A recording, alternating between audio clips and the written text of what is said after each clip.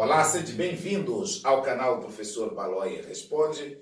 É um canal criado para juntos estudarmos direito penal e direito processual penal.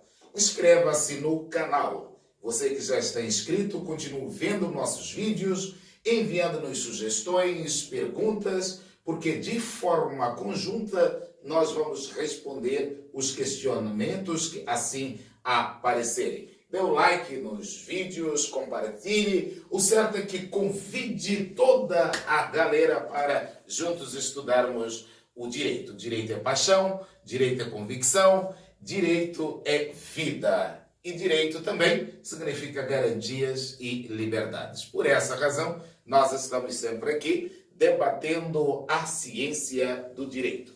Na aula de hoje, nós vamos estudar uma parte do processo penal destinada à prova, à instrução probatória. Então, nós vamos introduzir o estudo da prova com a chamada teoria geral da prova. Teoria geral da prova é o momento inicial, onde vamos definir o que seja prova, a que se destina e como ela é produzida. É disso que, no processo penal, para alguns, prova é a rainha do processo.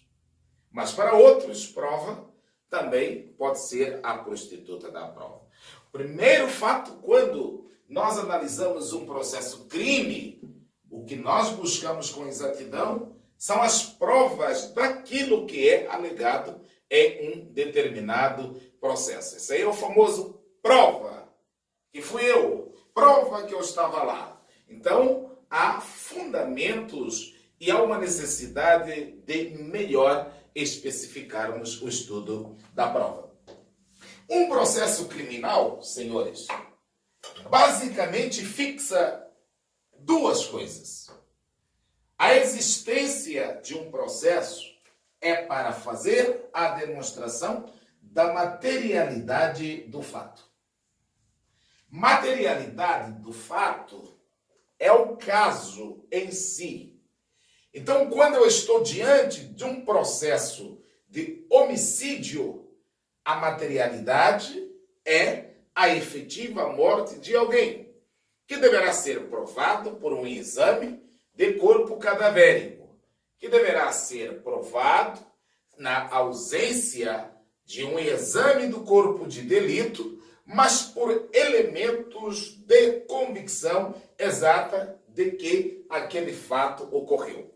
Nós não podemos dizer que estamos perante um homicídio quando não temos a efetiva demonstração da morte de alguém. Então, materialidade do fato é a demonstração de que a narrativa que se faz sobre a existência desse fato verdadeiramente ocorreu. Então, é papel fundamental da instrução criminal provar, demonstrar que aquele fato existiu. Também é competência da instrução criminal a demonstração da autoria do fato. Quem? Materialidade do fato é o quê? E a autoria é quem? Esse é o papel da chamada instrução criminal. Demonstrar a materialidade de que o fato realmente existe e também a autoria. Quem? Porque da instrução criminal nós teremos um resultado. O resultado pode ser a procedência da acusação, e para que a acusação proceda, é porque nós temos demonstrada a materialidade, o fato e a autoria. Porque assim alguém deverá ser condenado por aquele fato. Observa que na leitura do artigo 386, 386, do Código do Processo Penal, há ausência da materialidade, inexistência do fato, é um pressuposto de absolvição. A não demonstração da participação do acusado é um fato, também é um pressuposto de absolvição. Logo, nós podemos dizer de forma segura, de forma tranquila, que a instrução processual, a instrução criminal, tem como finalidade fixar a materialidade do fato e a autoria. Aqui vai um breve comentário. Há um projeto, numa das medidas de combate ao crime, ultimamente propalado pelo ministro da Justiça, Dr. Sérgio Moro, naqueles crimes em que não há violência contra a pessoa e também a pena não exceda a 4 anos, a possibilidade de extirpar a instrução criminal. O que está sendo dito como o Ministério Público fazer acordo. Em quais condições? Desde que materialidade provada e também a autoria. Quando não subsistirem dúvidas. Razão assiste a esse pensamento? Sim. Por que razão assistiria a esse pensamento? Se a instrução criminal tem como finalidade fixar a materialidade e a autoria, ora, restando incontroversos, repito, de forma clara, isso esvazia a instrução processual. Razão porque preserva um pouco de lógica esse pensamento ou esse projeto. Ora, dito que o processo penal fixa a materialidade do fato, a existência do fato, o que houve. Se homicídio, eu tenho alguém morto. Se roubo, eu tenho patrimônio que foi subtraído mediante grave ameaça ou violência. Se furto, eu tenho patrimônio subtraído sem emprego de grave ameaça ou violência. Ora, se estupro, eu tenho a violação da liberdade e da dignidade sexual de alguém. É o fato, é o quê? É isso que é chamado de materialidade do fato. A autoria é quem? Quem fez isso? Eu estou falando de homicídio. Quem matou? Eu estou falando de roubo. Quem roubou? Estou falando de furto. Quem furtou? Estou falando de estupro. Quem estuprou? Então, essa é a autoria. Logo, senhores, não nos restam dúvidas. Segundo, por exemplo, Fernando Capês, nós vamos ter a possibilidade de dizer que prova é a exatidão do fato. Prova implica o meio de produção dessa verdade. Resultado, aquilo que foi produzido pela instrução criminal ou processual. Então vamos lá. Exatidão do fato. É a verdade processual que está sendo produzida. No direito processual penal, nós sempre dizemos que a verdade real supera a verdade formal. Logo, a exatidão do fato é a verdade. Meio de uma prova são os meios, os instrumentos que são produzidos, os instrumentos que são usados para produzir a verdade. Então, chamados meios de prova. Meios de prova quer dizer os instrumentos usados para se chegar à verdade. O resultado nos conduzirá como corolário ou como consequência, como disse, a materialidade e a autoria. Então, o resultado é aquela verdade produzida ao longo do processo. Aí, esse seria, então, o resultado da prova. Eu queria fazer menção a um grande estudioso de processo penal. Refiro-me ao professor Nestor da Távora e Rosemar Rodrigues Alencar, que produziram o livro Curso do Direito Processual Penal. Eu sou extremamente fã dos escritos do professor Nestor Távora, bem como de Rosemar Rodrigues de Alencar. Por essa razão, eu uso muito o manual deles para estudar e também para ministrar as aulas de Direito Processual Penal.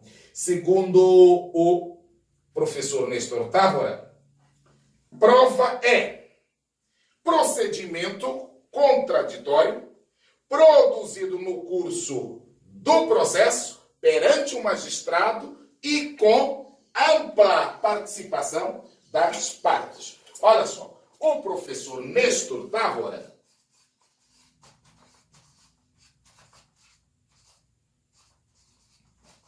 diz que prova é aquilo que é produzido de forma contraditória perante o magistrado com ampla participação das partes. Então, nós temos agora um conceito completo, adequado, para dizer o que é prova. Prova é todo procedimento produzido ao longo do processo, havendo contraditório e com ampla participação das partes. Então, processo, prova é o quê? O contraditório, procedimento, produzido de forma contraditória perante o magistrado e com ampla participação das partes. É isso que é a prova. Quer dizer, então, senhores, que a prova ela é produzida perante o magistrado e com ampla participação das partes. Esse entendimento é um entendimento garantidor da verdade daquilo que é a prova. Quer dizer que a regra é que a prova seja produzida de forma contraditória. Por que isso é importante? O que dizer de eventuais materiais produzidos sem o crivo do contraditório? São úteis ao processo? São úteis ao processo. É aquilo que nós vamos denominar de meios de informação. Os meios de informação, nitidamente perceptível que estes podem ser levantados sem o crivo do contraditório. O maior meio de informação no Instituto da Prova no processo penal é o inquérito policial.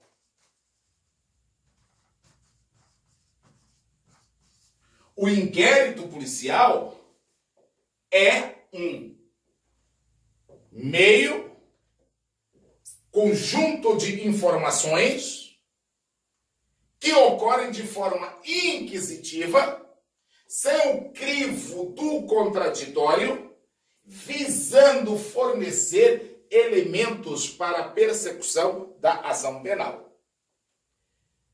Não há tempo, na maioria das vezes, ou quase via de regra, que se possa esperar o início da ação penal, que, como os senhores já sabem, que para a doutrina maioritária, o processo penal inicia com o recebimento da denúncia.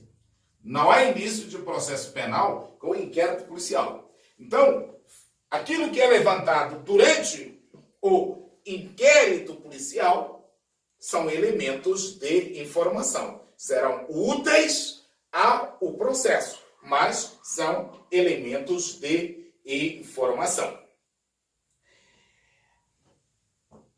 Nós vamos então compreender que daqui nós já sabendo que não é vedado o levantamento de elementos informativos. Mas esses elementos informativos não têm o condão de produzir aquela verdade pretendida no processo. É por isso mesmo, quero me fazer valer, nós entendermos aqui, o que seria uma fonte de prova. Eu não sou estudante do jornalismo, não sou jornalista, mas eu vejo muito no meio jornalístico a expressão fonte. Segundo nossa fonte, nós não vamos revelar a fonte. Aliás, me parece que no estudo do jornalismo, há sim a garantia de não revelação da fonte. A informação propalada, essa deve ser da responsabilidade, mas a revelação da fonte é extremamente garantida a sua não publicação. E o que seriam, então, fontes de prova? Fontes de prova não é mais do que pessoa ou coisa de onde emana a prova. Pessoa ou coisa de onde emana a prova. Eu posso ter uma pessoa que é fonte de uma prova. Uma pessoa que viu fatos é determinada testemunha. Tício viu quando Melvio subtraiu a bolsa da Mirandinha. Tício viu quando Melvio subtraiu a bolsa da Mirandinha. Ora, Tício é uma testemunha, é uma fonte de prova. Então, eu tenho aqui pessoa, pode ser uma testemunha, uma fonte de prova. Eu posso ter até o próprio acusado. Mas para que o acusado seja fonte de prova, ele terá que estar disposto a dizer, ele terá que estar disposto a fazer uma confissão que será demonstrada por outros elementos de prova de que a confissão dele é, na verdade, verdadeira. Então, eu posso ter o próprio réu acusado. Então, é fonte de prova. Coisa, documento. Eu tenho um documento, eu tenho um laudo, e aquele laudo passa, então, a me ser uma fonte de prova. Senhores, não há como errar até aqui. Nós estamos dizendo que o processo penal, ele inicia com o recebimento da denúncia. Mas para que instruir o processo? Levantar provas para quê? Levantam-se provas no processo penal para fixar a materialidade do fato, o que houve, o que ocorreu. E também a autoria, a certeza, a convicção de que aquela pessoa que está sendo acusada é verdadeiramente o autor desse fato. Ora, a ausência da materialidade e da autoria são seguramente situações que fazem com que nós tenhamos uma absolvição no processo penal. Não me deixa mentir, o artigo 386 do Código de Processo Penal. Vamos lá comigo, diz assim, ó. O juiz absolverá o réu, mencionando a causa na parte dispositiva, desde que reconheça estar provada a inexistência do fato. Ora, a não existência de prova com relação à existência do fato faz com que alguém tenha de ser absolvido. Mas, dilo ainda o inciso 2. Não houver prova da existência do fato. Então, a não fixação da materialidade gera a absolvição. Diz ainda o inciso do número 4. Não estar provado que o réu não concorreu para a infração. Então, aí eu não tenho autoria. Não se consegue provar que determinada pessoa participou daquela infração. Logo, é um caso para que se possa absolver determinada pessoa. E o famoso inciso 7 do artigo 386, que diz: se não existir prova suficiente para a condenação. Essa é chamada insuficiência de prova. A prova não abunda, não salta à vista. Ressoam dúvidas. Eu tenho notícias de que alguém praticou um homicídio. Quem praticou um homicídio? É um moreninho de cabelo curto. Ora, quem é um moreninho de cabelo curto? Se eu não conseguir firmar e demonstrar que o moreninho do cabelo curto é João da Silva, isso gerará naturalmente a absolvição. Você vai me acompanhar na aula 2, é meu princípio, gravar aulas com tempo de 20, 25 minutos. E eu não concluí aqui a temática e eu vou voltar então na aula 2 para continuarmos. Dê o seu like aí nos vídeos, nos acompanhe, faça as sugestões e obrigado por tê-lo neste canal, Professor Baloi Responde.